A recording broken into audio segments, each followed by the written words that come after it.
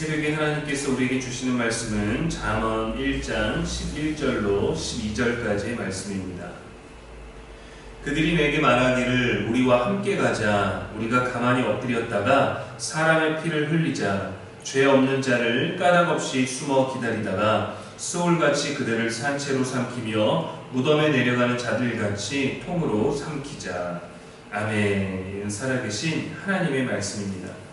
이 시간 죄책감조차 없는 죄의 길이라는 제목으로 말씀 전하겠습니다. 지난 10절 말씀에 보면 악한 자가 꾀일지라도 따르지 말라는 경고의 말씀을 들었습니다. 악한 자가 너를 꾀일지라도 따르지 말라. 악한 자들에게는 또 악한 의도가 또 따로 없을 때도 있습니다. 그저 그 악을 행하는 자체를 즐기기도 하고 악을 악으로 구분하지 않고 행할 때가 있죠. 이것이 악한 일인가? 왜 이런 일을 행하는가에 대한 아무런 이유조차 발견할 수 없고 생각할 틈도 없이 죄를 저질러 버릴 때가 있습니다. 예전에, 지금도 그런지 모르겠는데 예전에 벨티가 있었습니다. 집 대문에 가서 배를 누리고 튀는 겁니다. 그때는 이제 단독주택들이 많았을 때 더 많은 이런 놀이들이 있었죠. 진짜 손님이 와야 하는 경우, 또 아이들이, 동네 아이들이 장난치는 경우가 같이 있기 때문에 때로는 곤란을 겪기도 하죠. 벨티를 하는 데는 특별한 이유가 없습니다. 못된 사람의 집이기 때문에, 동네에서 악한 사람의 집이기 때문에 그 사람을 착하게 만들어야 되겠다라는 목적을 가지지 않습니다. 내가 거기 안에 있는 뭔가 물건을 꺼내기 위해서 주인을 유인한 다음에 내가 몰래 들어가서 뭔가를 찾아와야 되겠다라는 목적을 가지지도 않습니다. 그저 누르고 도망가는 스릴, 벨소리를 듣고 나와서 그 집에 있는 사람이 밖으로 나와 아무도 없는 것을 보면서 당황해하고 멍 때리고 있는 것을 보면서 그것을 지켜보는 잠깐의 즐거움 정도일 뿐입니다. 저도 어릴 때 동네 형들을 따라, 동네 친구들을 따라 벨티를 해봤습니다. 사실 저는 좀 고지식한 면도 있고 예의에 어긋나다라는 좀 그런 재미를 느끼지 못하는 것 때문이었는지 남에게 피해를 주는 것 같아서 도망가지를 못하겠더라고요. 그래서 바보같이 그냥 서 있었습니다. 친구들이 벨 누르고 나면 빨리 도망가야 되는데 나는 하지 않았고 이거는 옳지 않아서 가만히 있었습니다. 즐겁지가 않았습니다. 그래서 벨을 누르고 친구들이나 형들은 도망가고 빨리 오라고 골목에 숨어서 저를 불렀는데 그냥 가만히 서 있다가 주인 아저씨가 나오면 대신 혼나기도 했었죠. 친구들 입장에서 즐기지 못하는 제가 굉장히 재미없는 사람처럼 느꼈을 것입니다. 싫었을 겁니다. 근데 정말 이유가 없었습니다. 단순히 재미로 했습니다. 동네에서 우리를 혼내는 호랑이 할머니, 호랑이 할아버지 같은 분들이 계시면 거기 가서 벨을 누르면 아저씨가 나오셔서 한참 동안 욕을 하고 들어가시고 그것을 골목에서 재밌어 하다가 또 누르고 또 그걸 알면서도 또 할아버지는 나오셔서 또 물건 던지고 연탄 던지시고 혼내시고 오늘 본문에서도 악한 자가 우리에게 같이 가자고 합니다. 근데 우리를 꾀는데 그 꾀임을 따르면 어떤 일에 동참하게 되느냐? 오늘 본문은 이렇게 얘기합니다. 가만히 숨어 있다가 사람의 피를 흘리게 하는 것입니다. 물론 벨티와는 전혀 다른 수준의 범죄입니다. 단순한 상처의 의미가 아니라 죽음을 불러일으킬 수 있는 폭력에 의해 흘려지는 많은 피를 말하죠. 잔인한 폭력에 가담하게 됩니다. 그런데 그 대상이 누구이고 그것이 복수이고 또 이유가 무엇이냐? 없습니다. 죄 없는 자를 까닭없이 숨어 기다리자라는 것입니다. 어떤 복수의 대상도 아니고 악한 처벌을 받아야 되는 상대를 대신 처벌해 주는 것도 아니고 무엇을 돌려받고자 하는 것도 아닙니다. 요즘 말로 하면 묻지마 범죄와 같습니다. 원한도 목적도 이유도 명분도 없이 산채로 삼키자는 겁니다. 피를 흘리자는 생각은 크고 작은 피해를 넘어서 무덤에 내려가는 자같이 만드는 데까지 나아갑니다. 상대방을 죽음에까지 이끌어 간다는 것이죠. 죄를 짓는 일에 있어 나아가는 데는 막힘이 없습니다. 그것이 큰 죄인지 심각한 것인지 어떤 결과를 초래하든지 그 가정에 그 주변에 어떠한 아픔과 상처를 주는지 전혀 인지하지 못하게 됩니다. 즉시 돌아서지 못하면 그 악을 주도하는 자가 될 수도 있다라는 것이죠. 시편 1편 1절에 보면 복 있는 사람은 악인들의 꾀를 따르지 아니하며 죄인들의 길에 서지 아니하며 오만한 자의 자리에 앉지 아니하고 라고 했습니다. 처음에는 악인들의 꾀를 따르지만 그 다음에는 죄인들의 길에 서게 되고 그 다음에는 오만한 자들의 자리에 앉게 된다라고 합니다. 따르는 자가 스스로 가는 자가 되고 그 자리를 지키는 자로 점점점 더 깊은 악으로 나아가게 된다는 거죠. 악은 끝없이 죄를 향해 나아갑니다. 그리고 스스로 나아가게 됩니다. 그런데 누군가 오늘 본문처럼 죄 없는 자를 까닭없이 기다렸다가 피를 흘리자고 말한다면 거부감이 들지 않을까요? 우리는 상식적으로 그런 것들에 대해서 거절하게 되지 않을까요? 어떻게 그런 짓을 할 수가 있는가? 오히려 이단들이 포교하는 방식으로 그럴듯하게 교묘하게 감쪽같이 은밀하게 해야 하지 않나요? 어떻게 이렇게 대놓고 악한 말을 하고 악한 행동을 하자고 하고 또 그런 것에 누가 꾀임을 당하게 될까요? 그런데도 이런 꾀에 넘어가는 사람들이 많다는 것이죠. 사람들은 자신의 본능, 자신의 약함, 자신의 내면에 내재되어 있는 이 본성들을 억제하며 살아갑니다.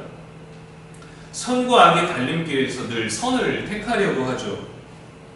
하지만 우리 안에 있는 괴로움과 실패와 상처와 억울함들이 누적되면 때로는 그런 악한 것들, 때로는 그런 본성적이고 본능적인 것들에 그런 감정적인 것들에 폭발하게 되면서 동의하지 않았지만 그런 것들에 동의한 것 같은 우리들의 흔적을 남기게 된다는 것입니다. 특별한 이유 없이 악한 선택을 하고 악한 길을 잠시나마 걷게 될 때도 있죠. 오늘 본문처럼 아무 목적도 없이 악을 즐기고 그것이 반복적이고 마땅한 일처럼 자리 잡기도 하게 된다는 겁니다. 근데 그럴 때 돌아서는 것은 정말 어렵습니다. 말도 안 되는 일 같지만 사람은 그렇게 꾀를 쫓게 되기도 하고 따르게 되기도 하고 그것을 리드하게 되기도 합니다. 일확천금을 기대하며 정직하지 못할 일에 참여하게 될 수도 있습니다. 쉽게 돈 버는 방법으로 몸을 팔기도 합니다. 자신의 가장 소중한 무언가를 배신하기도 합니다. 나쁜 짓인 것, 옳지 않은 것을 알지만 큰 돈을 만지고 나면 돈을 버는 방법이 아니라 큰 돈을 버는 그 자체에 묻어가게 되는 것이죠. 창세기 4장에 보면 가인의 후손인 라멕이 등장합니다. 하나님이 이상적으로 정해주신 일부 일처제인 결혼제도를 파괴한 사람입니다. 그는 아내들에게 말합니다. 나에게 상처를 준 사람을 내가 죽였고 나에게 상함을 준 소년을 내가 죽였다고 아주 당당하게 말합니다. 황당하기까지 하죠. 대체 어떤 상처를 받았길래 무슨 자랑이길래 그것을 아내들에게 누군가를 죽였다라고 당당하게 말할까요? 죄는 이렇게 죄의 정당성과 명분을 위해 더 깊은 죄책감조차 당당한 것으로 말하게 합니다. 악한 행동을 당당하게 말하게 됩니다. 요즘 시대 우리가 이해할 수 없는 인과관계도 없이 일어나는 범죄들이 너무 많습니다. 죄를 저지르고도 심신미약이다, 취해서 기억나지 않는다, 나는 심신이 약해서 그런 일들을 생각할 수 없다, 왜 그랬는지 모르겠다라는 것으로 빠져나가려고 합니다. 그들의 죄책감 때문에 무릎 꿇고 사죄하려는 것이 아니라 나는 죄를 짓지 않았다, 나는 모르겠다, 기억이 나지 않는다 라는 말로 자신이 죄를 저지른 것을 알면서도 그것을 회피하려고 합니다. 오히려 더 나아가서 악에도 정당성을 부여합니다. 이 세상이 꼴보기 싫었다, 이 세상이 나를 이렇게 만들었다, 악도 이해시키려고 합니다. 그래도 여러분, 악은 악입니다. 자신에게서 아무리 명분을 만들고 자신에게서 아무리 정당성을 부여하려고 해도 자신의 죄를 무마시키기 위한 악한 행동으로 더 나아갈 뿐이지 악은 여전히 악입니다. 그것을 옳다고 할 수 없습니다. 억울하다고 그것이 정당해지지 않습니다. 오죽하면 법이 아닌 개인의 방법으로 악을 심판하고 악을 보복하는 것을 정의롭게 보여주는 드라마들도 많습니다. 그리고 사람들은 그것에 대해 통쾌함을 느끼고 대리만족을 느끼기도 합니다. 용서가 아니라 용서를 뛰어넘어 이것은 응당하게 심판을 해야 된다라고 이제는 사회가, 법이 제대로 그 죄들을 심판해주지 아니하니까 개인이 또 정의를 가진 사람들이, 힘을 가진 사람들이 조용히 정의롭게 그 악을 징벌하죠. 저도 그런 드라마들을 볼 때 속이 뻥 뚫립니다. 대리만족을 느낍니다.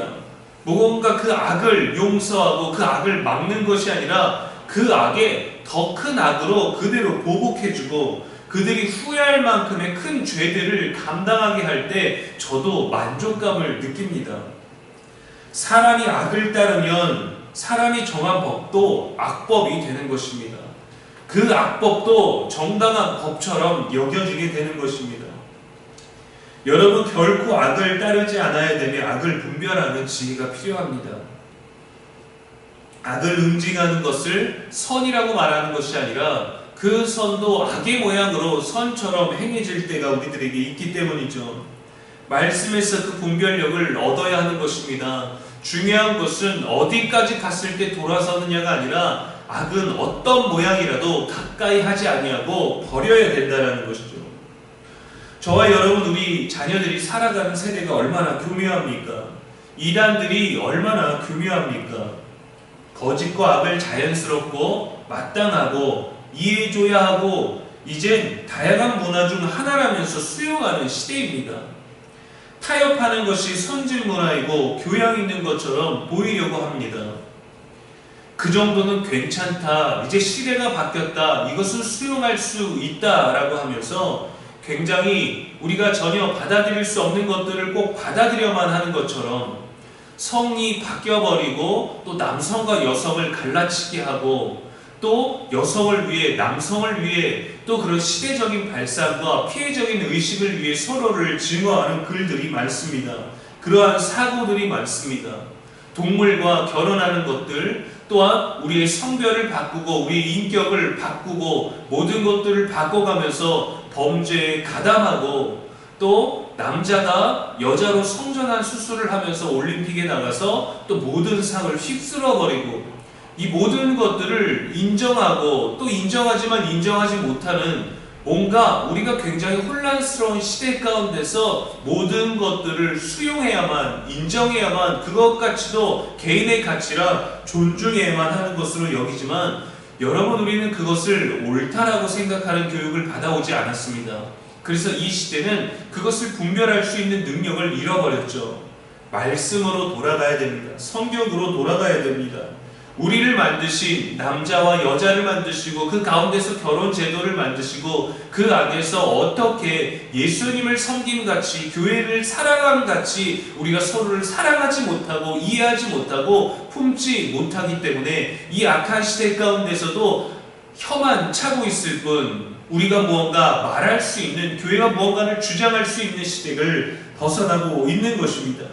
그 사이에서 저도 자녀를 키워나가야 하고 그 사이에서 목회를 해야 되고 그 사이에서 선을 말해야 될 때, 하나님의 말씀을 전해야 될 때 너무도 위험한 시대를 우리들이 살아가고 있다는 것이죠. 죄는 우리를 수치스럽고 두렵게 만듭니다. 그 죄를 무마시키고 덮기 위해서 사람들은 더 많은 죄를 지으려고 합니다. 그렇게 죄책감조차 느끼지 못하고 죄의 길에 서게 되고 앉게 되는 것이죠. 말씀을 먼저 사모하십시오. 말씀 안에서 해석해야 됩니다. 기도의 호흡을 멈추지 말아야 됩니다. 시대를 분별할 수 있는 지혜를 구해야 합니다. 그것이 우리가 사는 길입니다. 이 시대를 살아가는 방법으로 성경을 보는 것이 아니라 성경을 보며 세상을 살아가야 되는 것이죠. 여호와 알기를 우리는 힘써야 됩니다. 성령께서 지켜주시기를 늘 사모해야 됩니다. 예수님께서 십자가에서 우리를 위해 죽으심으로 죄의 문제를 해결해 주셨는데 왜 우리는 계속해서 죄를 찾아갈까요? 시대가 악하기 때문입니다. 너무도 많은 그리스도인들이, 너무도 많은 믿음 가진 자들이 그것에 동의해주고 동조해주기 때문에 우리는 우리들의 갈 길을, 우리들이 걸어왔던 길들을 잃어버리고 있습니다.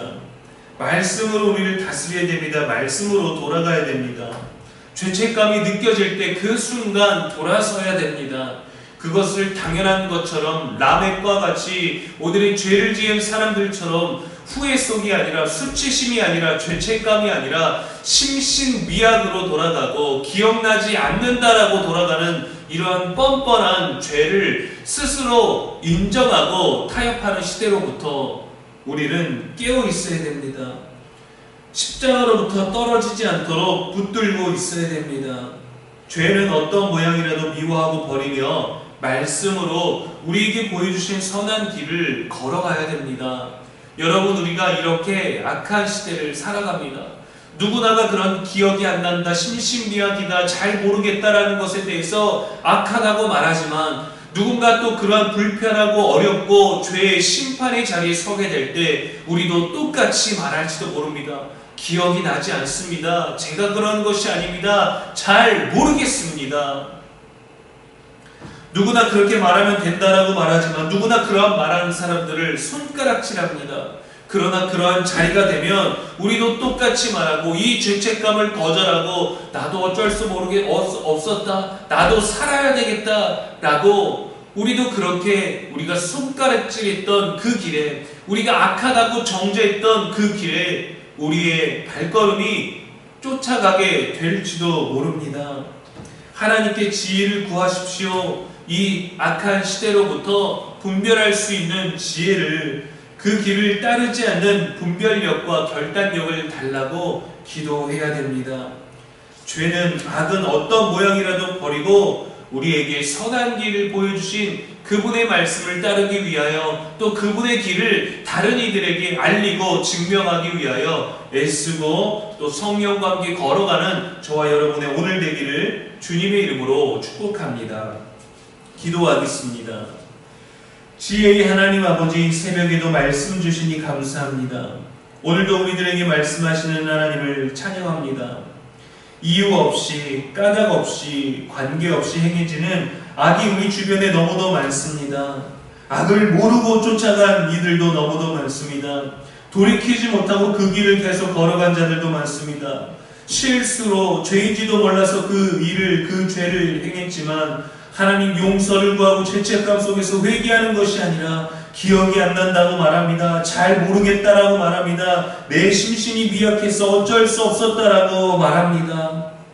악을 따르지 않도록 말씀으로 무장하며 기도로 분별할 수 있도록 성령께서 우리를 붙들어 주시옵소서. 죄는 죄로 인정할 수 있는 용기를 주시옵소서. 죄를 그대로 남들도 이만큼 짓는다고, 그 죄는 괜찮다고, 남들도 이 정도는 한다고 무마하지 아니하고 작은 죄일지라도 하나님 앞에 회개하고 사람에게 나아가서 용서를 구할 수 있는 선한 용기가 우리 안에 있게 하여 주시옵소서. 용서를 구하지 아니하고 회개하지 아니하는 것도 성경은 죄라고 말했습니다.